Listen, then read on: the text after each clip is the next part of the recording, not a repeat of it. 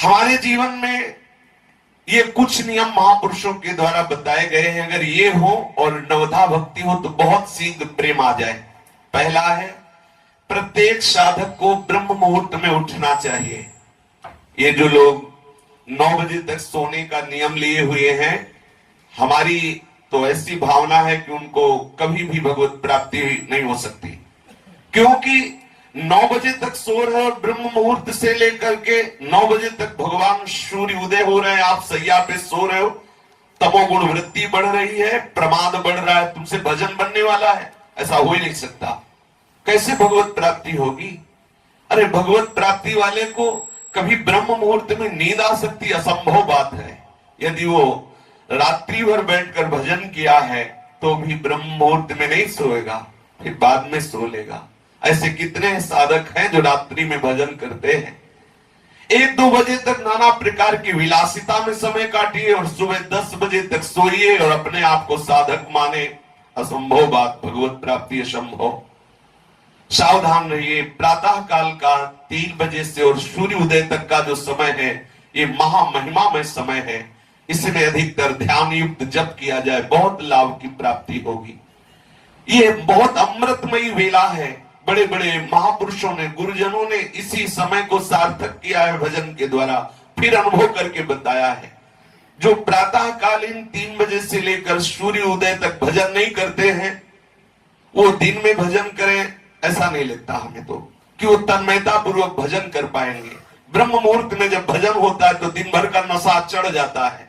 जैसे समय से आप नशा कर ले तो दिन भर वो गूंजता रहता है, ऐसे ब्रह्म वेला पर यदि आपने गुरु मंत्र की तन्मयता 2-3 घंटे की तो 24 घंटे उसका नशा चढ़ा रहेगा। रात्रि में सोने के समय और प्रातः काल जग करके सूर्य उदय तक सतत भजन करें, मंत्राकार वृत्ति करें, ध्यान युक्त जप करें, फिर आप देखिए कैसा आपको लगता है।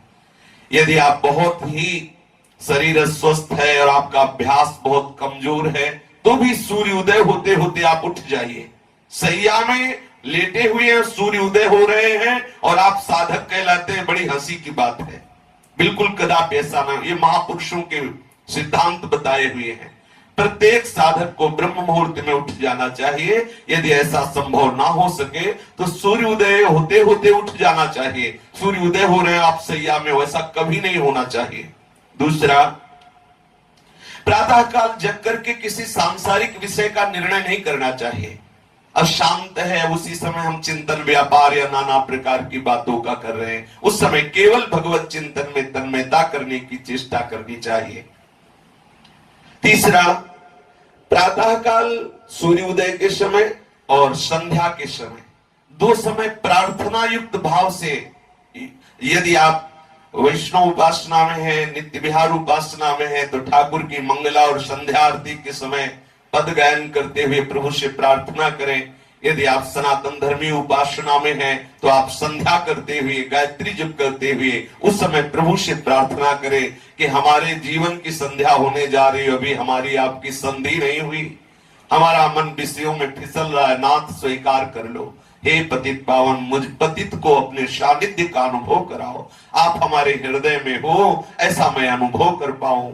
आपका ही सारा विलास, आप सारे जगत का स्वरूप हो, ऐसा मुझे अनुभव करा दो। प्रार्थना करनी चाहिए। चौथा, नियम ले कुछ भगवान नाम का, कि हम इतने माला जपेंगे, या गुरुजनों से नियम सामने स्वीकार करें और उसे प्राणपंत, ऐसा प्राणपण कि मैं भले भूखे रह जाऊं, भले मैं कष्ट सहूं, लेकिन जब तक इतना जप नहीं होगा तब तक हम प्रसाद नहीं पाएंगे, तब तक हम शयन नहीं करेंगे। प्राणपण से उसका निर्वाह करें। एक जप का नियम ले लें कि मुझे इतने घंटे जप करना है, फिर उसे निर्वाह करें बहुत काल तक, तो आपका अभ्यास दृढ़ हो जाएगा। आपके लिए बहुत सहज हो। नियम में बहुत बड़ी ताकत है। जो नियम से नहीं जपते हैं तो आज 50 माला जपाओ, फिर 5 दिन बिल्कुल नहीं जपा, ठीक नहीं है ऐसा। आप एक छोटा नियम ले, लेकिन उसको प्राणपण से निर्वाह करें, फिर बड़ा और बढ़ावे, फिर और बढ़ावे, फिर धीरे धीरे हर श्वास, हर मिनट, हर क्षण भजन चलने दे। आप सिद्ध हो गए। फिर प्रतिक्षण भजन चल रहा है, अखंड भजन चल रहा है, निरंतर भजन चल रहा है, सहज स्वभाव बन गया भजन करने का। यही तो सिद्धावस्था है। पर ये आएगा तभी जब आप नियम से दृढ़ता पूर्वक भजन करेंगे। फिर कुछ शास्त्रों का नियम होना चाहिए, नित्य स्वाध्याय का। गीता जी हैं, भागवत जी हैं, रस भरी वाणियां हैं आचार्यों की, उनका नियम होना चाहिए। जान करके कभी भी किसी का किसी तरह से बुरा तुमसे ना होने पावे, यदि आप भगवत प्राप्ति करना चाहते हैं। शरीर से कोई बुरा आचरण न बनने पावे, वाणी से कोई बुरा शब्द न निकलने पावे, और मन से कोई बुरा संकल्प ना होने पावे। कठिन है मन को बचा पाना, किसी के लिए बुरा संकल्प ना हो। तो जिस समय मन किसी का अहित सोचने लगे, सावधान रहोगे तो बात बन जाएगी। उसी समय पुकारने लगो, राधा राधा राधा राधा, ये क्या सोच रहा है मन। उसी समय मन की वो बुरा सोचने की वृत्ति नष्ट होने लगेगी। मन से भी हम किसी का बुरा ना सोचे, तन से हम किसी का बुरा ना करें, वचन से भी हम किसी को बुरा ना बोले। अगर हम ऐसा आचरण करेंगे तो बहुत शीघ्र हम प्रभु के सुमिरन में मगन हो जाएंगे। फिर है, जहां तक हो सके झूठ बोलने से बचे उपासक। कुछ लेना देना नहीं, फिर भी झूठ बोल रहे हैं, क्यों? अरे सत्य मार्ग में चल रहे हैं तो थोड़ा संभल के बोलो। क्या जरूरी है झूठ बोलना? अगर हमारी बात सत्य बोलने से बन रही तो हम झूठ क्यों बोले? और किस लिए, क्यों भय? कौन सी बात का भय? हम झूठ क्यों बोले? झूठ से हमारा व्यवहार पुष्ट होगा। अगर हम सत्य बोल देते हैं, व्यवहार नष्ट होता। अच्छा ही तो हुआ, श्री जी के भजन में एकांत अवसर मिलेगा। साधक को चाहिए कि सत्य बोलने का स्वभाव रखे। फिर कह रहे हैं कि किसी को भी, जो पुरुष साधक हो वो स्त्री शरीर, किसी भी स्त्री को, जो स्त्री साधक हो पुरुष शरीर को, कभी भी सुंदरता के आरोप भाव से न देखे कि बड़ी सुंदर स्त्री है या बड़ा सुंदर पुरुष है। कहां जहां ऐसी भावना आई तो वहां काम भाव जागृत हो जाता है। स्त्री साधक को अधिक समय तक पुरुष संयोग में नहीं रहना चाहिए, पुरुष दर्शन से भी बचे। एक बार दृष्टि चली जाए, भगवत भाव से प्रणाम करके दृष्टि नीचे कर लो।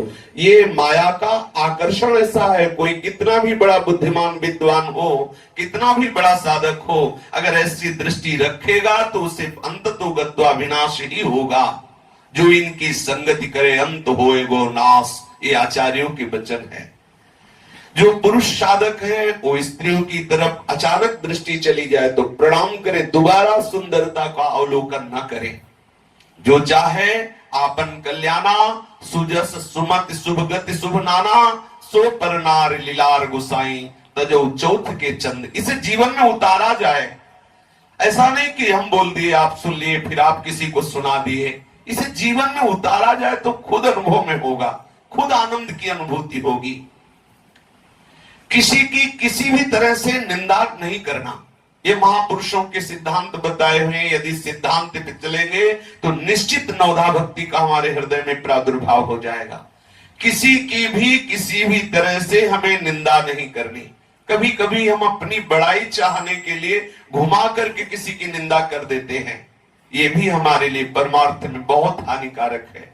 कभी किसी की हम प्रशंसा करते हैं तो उसकी प्रशंसा पुष्ट करने के लिए हम किसी दूसरे की अवहेलना की वार्ता करने लगते हैं कि देखो वही वो है। ऐसे हमें क्या मतलब? हमें तो सब जगह अपने आराध्य देव की भावना करनी है, ना किसी की स्तुति करनी है, ना किसी की निंदा करनी है।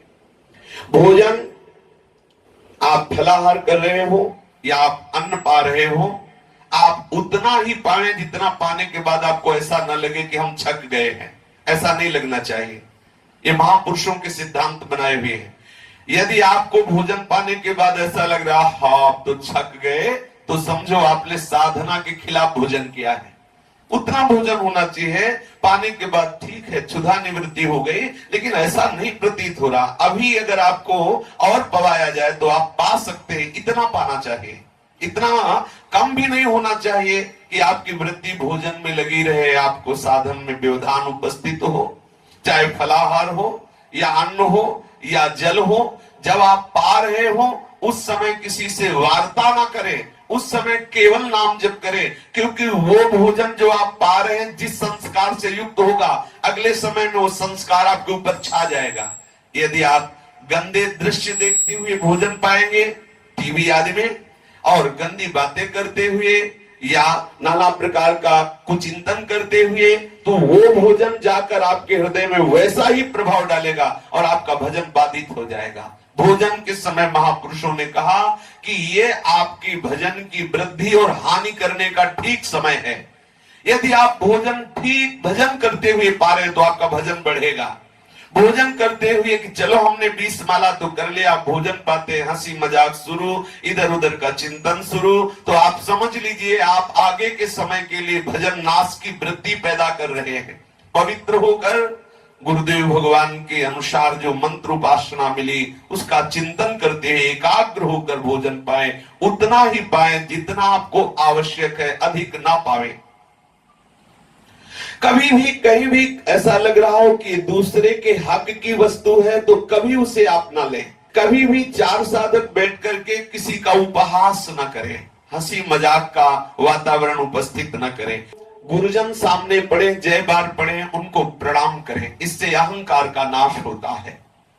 सब जीवों में ये देखें कि हमारे आराध्य देव जो सिंहासन में विराजमान है वही सब जीवों में विराजमान है। ऐसी भावना से जो भी दृष्टि में आए तो उसे मानसिक प्रणाम करने की चेष्टा करें।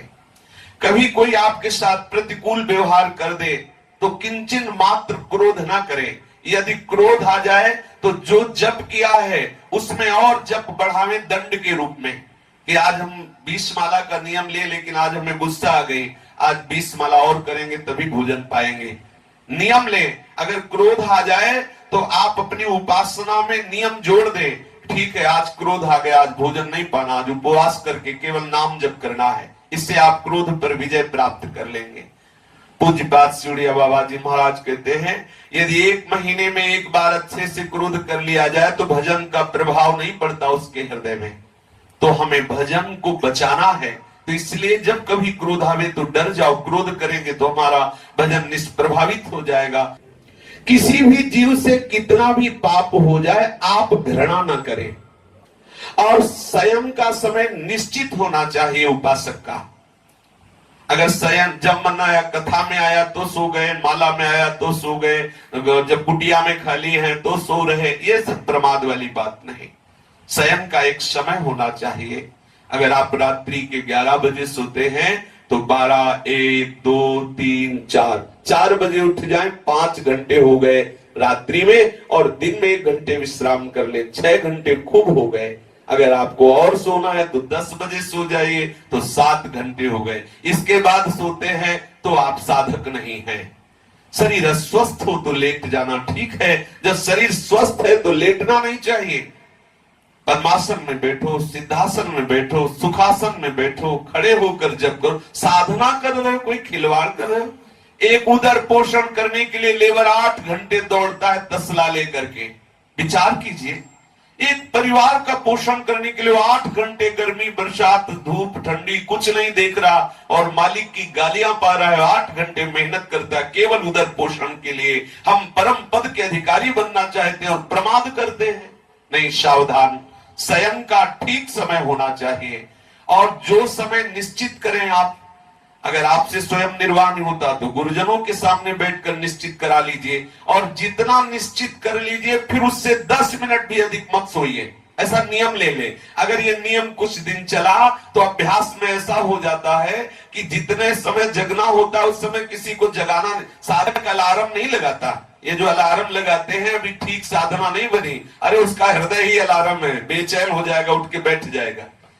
सच्ची बात, जो सच्ची साधना कर रहे हैं देख ले, जगने के बाद पता चलता है कि हम बैठे हैं। जगने के बाद सोते ही सोते बैठ गए, और जो घड़ी में दृष्टि गई तो पता चला अमुक समय है, फिर पता चला हम बैठे हुए हैं। अभ्यास बहुत बड़ी ताकत होती है। यदि जीवन में अभ्यास आपने किया तो उसका आनंद मिलेगा। सोते समय भगवत स्मरण करते हुए सो गए तो जगने के समय चेतना जब जागृत हुई तो पता चला आसन में बैठे हुए हैं। ऐसी अभ्यास की बहुत बड़ी सामर्थ्य है। साधक स्वयं का एक निश्चित समय रखे। ये नहीं कि हमें जब तक कोई दरवाजा खटखटाए नहीं तब तक हम सो रहे हैं, बिल्कुल नहीं। और हमें आराम करने की जरूरत नहीं, हमारा आराम भगवत चिंतन में होता है। ठीक समय से लेटे, ठीक समय से जग गए, नींद आवे ना आवे हमें उसकी परवाह नहीं, अपने साधन में लग जाना है। इंद्रियां तृप्त हो जाती हैं, विश्राम पाती हैं भगवत चिंतन में। साधक की इंद्रियां तमोगुण रूपी निद्रा से विश्राम को प्राप्त नहीं करती। साधक की इंद्रियां भगवत चिंतन करते हुए महासात्विक सुख में विश्राम का अनुभव करती हैं। नियम के टूट जाने पर जो आपने नियम लिए हैं, सोने का, जगने का, पाठ का, भजन का, सत्संग का, परिक्रमा का, जो भी नियम लिए हैं, यदि टूट जाए नियम तो दंड अवश्य स्वीकार करें। उचित उपवास, भजन बढ़ाना या किसी ग्रंथ का पाठ रख लेना, सब नियम पूरा करते हुए आपकी जो दिनचर्या है, अगर उसमें नियम टूटा तो जो दिनचर्या है पहले उसको कीजिए, इसके बाद एक पाठ बढ़ा लीजिए। आप सुधा निधि का पूरा पाठ कर रहे दंड के रूप में, हमसे नियम क्यों टूटा, और पाठ करें, फिर प्रसाद पाएंगे। प्रतिज्ञा पूर्वक अपने नियम का निर्वाह करें तो आपके हृदय में नवधा भक्ति का अद्भुत प्रादुर्भाव हो जाएगा।